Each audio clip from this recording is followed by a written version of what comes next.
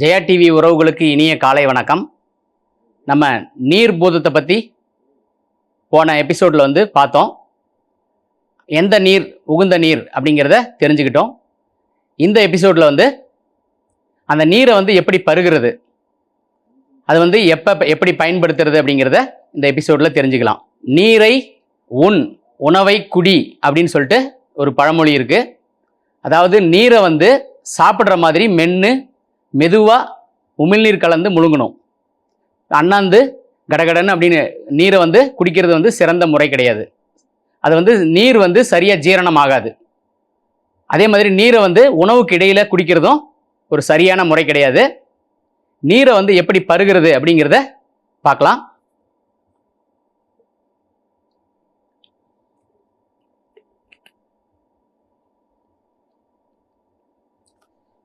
அந்த மாதிரி கடிச்சு நீரை மெதுவாக தான் ட்ராப்பாக தான் குடிக்கணும்.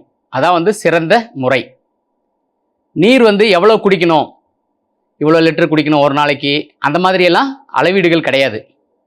ஸோ நம்ம நீர் நமக்கு தாகம் எடுத்த தண்ணி குடிக்கணும். பசி எடுத்தால் எப்படி சாப்பிடணுமோ அதே மாதிரி தாகம் எடுத்த தண்ணீர் குடிக்கணும். அந்த தண்ணீர் அளவு எவ்வளோ நமக்கு கொள்ளளவு எவ்வளோ தேவையோ அவ்வளோ குடிக்கலாம். நம்ம முன்ன சொன்ன மாதிரி சாப்பிட்டு முடிச்சுட்டு கொஞ்ச நேரம் கழித்து குடிக்கிறது நல்லது. ஸோ அந்த மாதிரி ட்ராப்பாக மெதுவாக வாய் வச்சு குடிக்கிறது நல்லது. நீங்கள் வெளி இடங்களுக்கு போகும்போது இந்த மாதிரி அண்ணாந்து குடித்தாலும் மெதுவாக குடிங்க. ஸோ அந்த மாதிரி குடித்தா நமக்கு நீர் சரியான முறையில் ஜீரணமாகும். நீர் சம்மந்தப்பட்ட நோய்கள், அதாவது கிட்னி சம்மந்தப்பட்ட நோய்கள்லாம் வராது. அதே மாதிரி குளிக்கிற முறை கூட இருக்குது. நீர் நம்ம குளத்துலலாம் நீர் ஆடுவாங்க, பார்த்துருப்பீங்க. முதல்ல குளத்தில் இறங்கி தலையில் தண்ணியை தொளிச்சிட்டு ஒரு ஸ்டெப் பை ஸ்டெப்பாக அப்படியே கீழே இறங்கி பாதம் நனைகிற மாதிரி முதல்ல, அதே மாதிரி முட்டி நனைகிற மாதிரி, இடுப்பு நனைகிற மாதிரி, அப்புறம் முகம் நனைஞ்சிட்டு தலையை முழுங்கி எழுவாங்க. ஸோ இந்த மாதிரி தான் நீராடுற முறை இருக்குது. ஸோ அந்த மாதிரி தான் நம்ம டெய்லி குளிக்கணும். குளிக்கிறதுங்கிறது வெறும் அழுக்கு போகிறதுக்காக மட்டும் நம்ம குளிக்கிறது கிடையாது. அது குளிர்வித்தல் அப்படிங்கிற அந்த சொல்லில் தான் குளித்தல் அப்படிங்கிறது மருவி இருக்கு.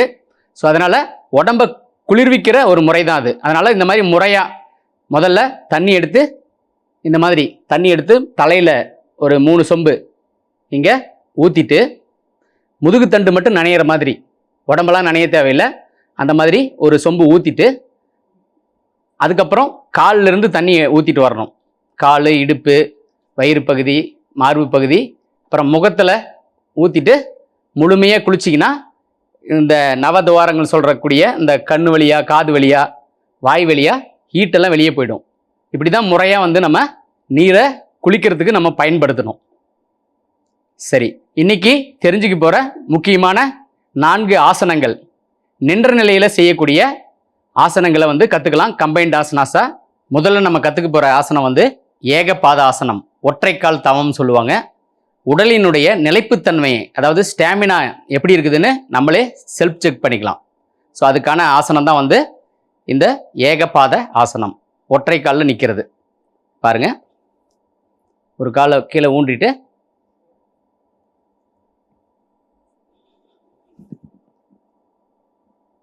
ஸோ இந்த மாதிரி நிற்கணும். ஒரு 10 செகண்ட்லேருந்து 20 செகண்ட் கூட இந்த மாதிரி நிற்கலாம். அப்புறம் மூச்சை இழுத்துக்கிட்டே மூச்சை விட்டுட்டு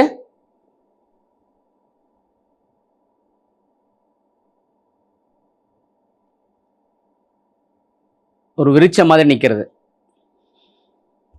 அடுத்த ஆசனம் வீராசனம். வீராசனம் செய்யும்போது வீரம், தன்னம்பிக்கை இதெல்லாம் நமக்கு டெவலப் ஆகுது. ஸோ இந்த ஆசனம் திரும்பிக்கலாம்.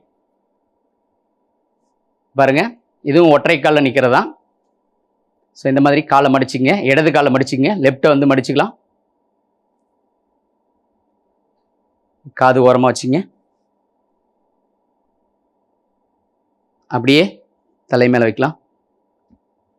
1 2 3 4 5 6 7 8 9 10. மார்புக்கு நேராக கொண்டு வாங்க. 1 2 3 4 5 டவுன். அடுத்த ஆசனம் விபரீத வீராசனம்னு இதுலேயே கொஞ்சம் ட்விஸ்ட் பண்ணி நம்ம பண்ண போகிறோம். இது பண்ணும்போது நமக்கு எதையும் எதிர்கொள்கிற ஒரு துணிச்சல் நமக்கு கிடைக்கும். அதே மாதிரி வீரம் வந்து மேம்படும். இப்படி திரும்பிக்கலாம். இப்படி கைகளை மேலே உயர்த்தலாம். ஸ்டெப் 1. இடது காலை கீழே ஊனிக்கிட்டு வலது காலை இப்படி பின்னால் பண்ணலாம். ஸ்டெப் 2. ஸ்டெப் 3.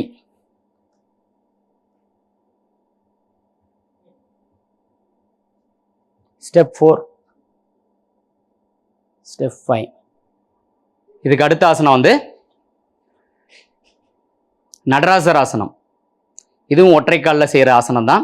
இந்த ஆசனம் செய்யும்போது உடம்பு முழுவதும் தூண்டப்படுது. அதாவது ரத்த ஓட்டம் வந்து உடம்பு முழுவதும் பாய்ச்சப்படுகிறது, உடம்பு முழுவதும் தூண்டப்படுகிறது.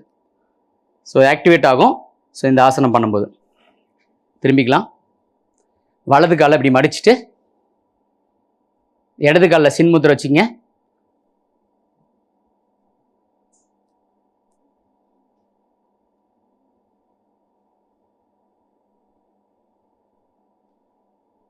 மெதுவாக விட்டுடலாம். இந்த ஆசனங்களை வந்து நீங்கள் ஒரு கூட்டு ஆசனங்களாக செய்யும்போது உங்களுக்கு ரொம்ப சப்போர்ட் பண்ணும். அடுத்த யோக நிகழ்ச்சியில் மற்றும் ஒரு கூட்டு ஆசனத்தை கற்கலாம். நன்றி, வணக்கம்.